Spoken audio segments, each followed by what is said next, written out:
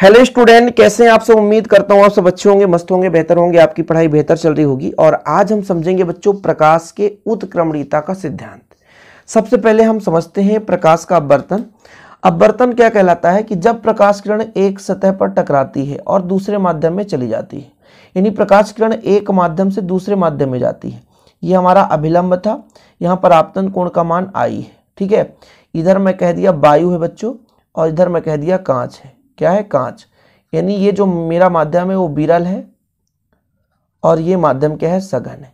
तो जब प्रकाश किरण एक माध्यम से दूसरे माध्यम में जाती है तो अपने मार्ग से विचलित हो जाती है। ये आपतन कोण था और ये यहां पर अपवर्तन कोण हो गया।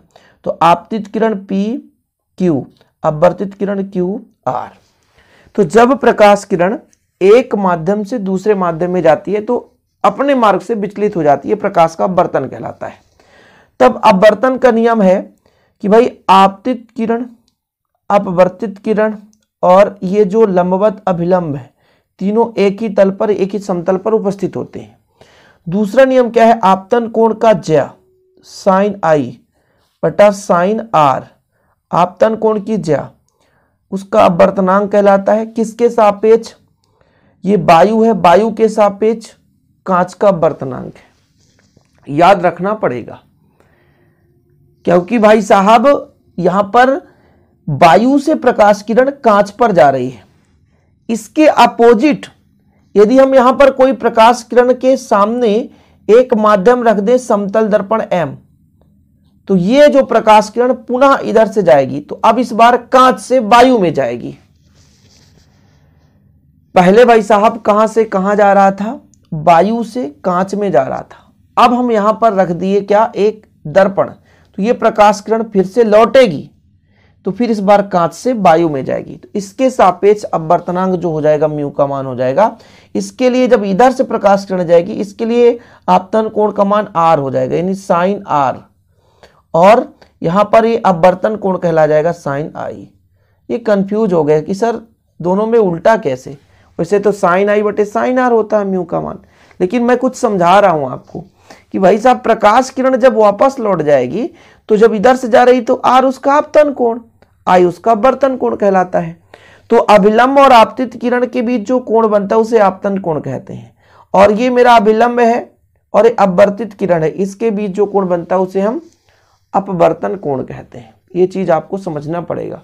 कुछ है नहीं, बहुत सिंपल है, बट थोड़ा ही वही बहुत कठिन होता है। तो इस डायग्राम को भी थोड़ा सा समझ लो और उत्क्रमणीयता के सिद्धांत को समझो। उत्क्रमणीयता का सिद्धांत है क्या बच्चों? मैंने कहा कि PQ प्रकाश किरण यहां पर आपतित हुई और ये अपवर्तित हो गई, मतलब दूसरे माध्यम में चली गई, वायु से कांच में गई तो गई, अपवर्तित हो गई। यहां पर I जो है आपतन कोण होगा I, और R जो है अपवर्तन कोण होगा, वो मैंने आपको डायग्राम में समझाई दिया। लेकिन ये जो आपतित किरण PQ अपवर्तित होकर के QR, यहां पे QR है ना, इधर जा रही है और इसके सम्मुख हम एक समतल दर्पण रख दिए तो ये प्रकाश किरण टकराने के बाद फिर से उसी माध्यम में वापस लौट गई और उसी माध्यम में वापस लौटी तो ये उसका आपतन कोण, जब लौट रही है प्रकाश किरण तब उसका ये आपतन कोण और I हो जाएगा अपवर्तन कोण। ये चीज तो सब समझ में आ रहा है सर। इसका क्या तथ्य समझाने वाले हो आप ये बताओ। चलो रुको जरा, क्या बता रहा हूं। उत्क्रमणीयता का सिद्धांत, उत्क्रम कर दें, उलट दें उसको। जब कोई प्रकाश किरण एक माध्यम से दूसरे माध्यम में प्रवेश कर रही है, वायु से कांच में प्रवेश कर रही है, तो उसके मार्ग को उलट दें। यदि उसके मार्ग को उलट देने पर वह जिस मार्ग से प्रवेश करी उसी मार्ग में यदि वापस लौट जाती है तो इसे प्रकाश की उत्क्रमणीयता का सिद्धांत कहा जाता है। कुछ समझे कि भाई साहब प्रकाश किरण जिधर से आ रही थी, यदि हम उसके सम्मुख कुछ पदार्थ रखकर उसके मार्ग को उलट दें, P से Q, Q से R दिशा में जा रही थी, हमने यहां पर एक समतल दर्पण रख दी तो यह प्रकाश किरण उसी माध्यम में लौट गई, जिस मार्ग से होकर आई थी उसी मार्ग में चली गई, तो यह उसका सिद्धांत उत्क्रमणीयता का सिद्धांत कहलाता है। हमने केवल इसका दिशा बदला कि भाई तू इधर जा रहा है, एक काम कर तू वापस लौट जा। तो जिधर से आया था उधर को चला गया। तो वहां पर बच्चों कौन सा सिद्धांत लागू हो रहा है? तो उत्क्रमणीयता का सिद्धांत। यानी जब कोई प्रकाश किरण एक माध्यम से दूसरे माध्यम में प्रवेश करती है तो किरण में विचलन होता है, ये सबको पता है, विचलन होता है। यदि उसके मार्ग को उलट दें, यदि उसके मार्ग को उलट दें तो वह जिस मार्ग से प्रवेश करती है उसी मार्ग से वो वापस लौट जाती है। इसे हम प्रकाश का उत्क्रमणीयता का सिद्धांत कहते हैं। जिस मार्ग से आई बच्चों उसी मार्ग में वापस हो रही है, जिस मार्ग से आई है उसी मार्ग से वापस हो रही है, उसे हम कहेंगे प्रकाश का उत्क्रमणीयता का सिद्धांत। यहां पर हमने कहा पी क्यू आपतित किरण है, यहां पर पी क्यू आपतित किरण है, वायु से कांच प्रवेश करेगी तो अपवर्तित किरण क्यू आर हो जाएगी।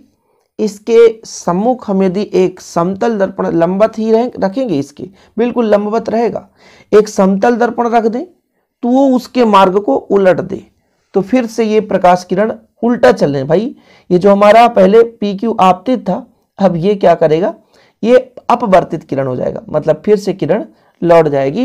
यानी प्रकाश किरण फिर से क्यू पी का मार्ग, पहले पी क्यू, अब इस बार क्यू पी की दिशा में चल जाएगी, वापस लौट जाएगी। इसी को कहते हैं भाई साहब प्रकाश की उत्क्रमणीयता का सिद्धांत। तो माना जो हम बता रहे हैं वही चीज लिखना है। देखो पी क्यू वायु से चलकर कांच में प्रवेश करती है, देख लो सही है। कांच के अंदर क्यू आर का अनुसरण करती है, क्यू से आर दिशा में जाती है, बिल्कुल सही है। उसके लंबवत एक हम समतल दर्पण रख दें, कौन सा दर्पण, समतल दर्पण रख दें और उलट देंगे प्रकाश के मार्ग को तो फिर से वो पी क्यू दिशा में अनुसरण करेगी, वो वापस चली जाएगी। उत्क्रमणीयता सिद्धांत के अनुसार जो क्यूपी है मार्ग से वापस लौट जाएगी, यानी पुनः वापस लौट जाती है। तो फिर हम सिद्ध करने वाले हैं ये चीज, उत्क्रमणीयता का सिद्धांत, एक दूसरे के व्युत्क्रम होता है। मान लो जब प्रकाश किरण वायु से कांच में प्रवेश कर रही है, ये देखो डायग्राम यहां पर बना है ऑलरेडी, वायु से कांच में प्रवेश कर रही है तो ये आपतन कोण का मान आई होता है और अपवर्तन कोण का मान आर होता है। ठीक है, आपतन कोण बच्चों आई और अपवर्तन कोण आर। समझ रहे हो कुछ क्या कर रहे हैं? ये हमारा आई क्या है, आपतन कोण है आई, और अपवर्तन कोण आर है। तो फिर आपको समझाया गया स्नेल का नियम, अपवर्तन का नियम, कि भाई साहब कांच में जा रहा है तो कांच के सापेक्ष, एयर से जा रहा है हवा के सापेक्ष, आपतन कोण की ज्या, आपतन कोण की ज्या और अपवर्तन कोण का ज्या में एक निश्चित अनुपात होता है, यही अपवर्तनांक कहलाता, समीकरण 1 हो गया। ठीक है, अब इसके बाद कह दिया गया भाई कि मार्ग को वापस लौटा दें, तो इस बार लौटा दें मतलब उल्टा करने पर सब कुछ उल्टा हो जाएगा। मतलब यदि हम कह दें कि अब इस बार कांच से जा रहा है वायु में तो वायु के सापेक्ष कांच का अपवर्तनांक तो हो जाएगा साइन आर बटा साइन आई, ये समीकरण 2 हो गया। भाई हमने माध्यम वापस किया तो अब इधर से जा रहा है तो हमने तो इसे आर माना है, तो कोण तो परिवर्तित नहीं होगा, तो आर ही रहे। तो जब वापस लौटता प्रकाश किरण तो आर अपवर्तन कोण नहीं कहलाता, इस बार ये आपतन कोण कहलाता है बच्चों। आर क्या है, आपतन कोण, और अपवर्तन कोण आई है, तो फिर इसमें बदलाव नहीं करेंगे, इस बार आपतन कोण की ज्या मतलब आर है, साइन आर बटा साइन आई करेंगे, ये साइन आई बटा में करेंगे, साइन आर बटा साइन आई करेंगे, ध्यान रखना, नहीं तो कहोगे सर साइन आई बटा साइन आर ये मूलभूत सिद्धांत है, हम इसी को लेकर चलेंगे, ऐसा नहीं हो सकता बच्चों। हमने प्रकाश के मार्ग को बदला है, हमने कोण को नहीं बदला है, जिस दिशा से आया है उसी दिशा का अनुसरण करते हुए चला जाएगा। हम यदि गुणा कर दें ए म्यू जी गुणे जी म्यू ए, मतलब ये साइन आई बटा साइन आर गुणे साइन आर बटा साइन आई, इससे कट जाएगा, इससे कट जाएगा, मतलब ए म्यू जी बराबर जी म्यू ए गुणा में बराबर 1। यदि इसको उल्टा कर दे बच्चों तो ए म्यू जी बराबर 1 बटा जी म्यू ए, एक दूसरे के व्युत्क्रम है। देख लो, यदि हम ग्लास के सापेक्ष एयर का देखें तो ये व्युत्क्रम होगा एयर के सापेक्ष ग्लास का अपवर्तनांक, कुल मिलाकर के भाई साहब एक दूसरे के व्युत्क्रम होते हैं। समझ में आया कुछ?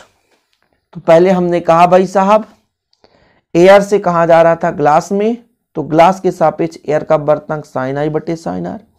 यदि प्रकाश किरण उसी मार्ग पर वापस लौटती है तो आपतन कोण इस बार आर हो जाएगा और अपवर्तन कोण आई हो जाएगा। तो फिर ग्लास से एयर में जा रहा था तो एयर के सापेक्ष ग्लास का अपवर्तनांक साइन आर बटा साइन आई। समीकरण 1 और 2 का गुणा कर देंगे तो आई से आई कटेगा, आर से आर कट जाएगा। ए म्यू जी बराबर जी म्यू ए बराबर 1 हो गया, मतलब ए म्यू जी बराबर 1 बटा जी म्यू ए। यानी यहां पर देखो दूसरे के सापेक्ष पहले का अपवर्तनांक बराबर पहले के सापेक्ष दूसरे का अपवर्तनांक, बस एक दूसरे के व्युत्क्रम है। कभी कभी ये ऑब्जेक्टिव में यदि पूछ दे कि वायु के सापेक्ष कांच का अपवर्तनांक 3/2 होता है, कांच के सापेक्ष वायु का अपवर्तनांक 2/3 होता है, कभी यदि पूछ दे तो ये लिखा रहना। कभी पूछ दे ऑब्जेक्टिव में, कौन सा भरोसा भाई, ऑब्जेक्टिव है, पूछ दिया जाए तो आपको पता होना चाहिए, आपसे बनना चाहिए, आपसे बनना चाहिए बच्चों, समझ रहे हो ना। एक एक पॉइंट बनना चाहिए, सब कुछ बनना चाहिए। मैं तो कहता हूं एक एक बिंदु आपको पता हो, लेकिन पढ़ना कौन चाहता है। बोले सर मोस्ट दे दो, कुछ बच्चों को शर्म नहीं आती, बस सर हमको 15 क्वेश्चन दे दो हम पास हो जाएं। हमारे पास 15 क्वेश्चन लेने के लिए ना आओ, हम आपसे हाथ जोड़कर विनती करते हैं। कारण है हम पूरा 1 साल पढ़ाते हैं, चाहे वो 10 बच्चा पढ़े, हम उन्हीं के लिए पढ़ाते हैं। 5 दिन के लिए हम बिल्कुल नहीं पढ़ाते, कोई जरूरत नहीं है। बच्चों तो यदि नोट्स लेना है इसका तो आप कांटेक्ट नंबर लिख लीजिए, कांटेक्ट कर लेना। आप लोगों को जब नोट्स लेना होगा 100 रुपीज चार्ज है, 96 85 29 91 49 29 91 49 100 रुपीज चार्ज है। गूगल पे, फोन पे, पेटीएम से पे कर सकते हैं और हैंड रिटन नोट्स प्राप्त कर सकते हैं। उत्क्रमणीयता का सिद्धांत समझ में आ गया ना, व्युत्क्रम हो गया भाई साहब। ये इसका मतलब क्या है, ए म्यू जी, मतलब एयर से ग्लास में जा रहा था तो ग्लास के सापेक्ष एयर का अपवर्तनांक, ये व्युत्क्रम होता है जी म्यू ए, या इसको ऐसा भी कर सकते हैं जी म्यू ए बराबर 1 बटा ए म्यू जी, एक दूसरे के व्युत्क्रम होते हैं। यही है उत्क्रमणीयता का सिद्धांत।